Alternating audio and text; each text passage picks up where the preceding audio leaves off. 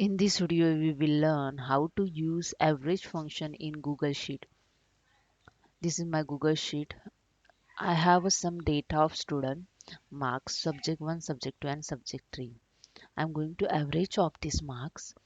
Just use the function is equal to, enter the average and just tap it.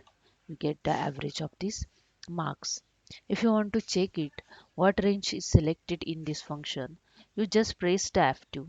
You can see here the subject 1 to subject 3 is B2 to D2. It's selected and just enter. There is a second way. Just select the cell. You can see here the one option of functions. Click on that.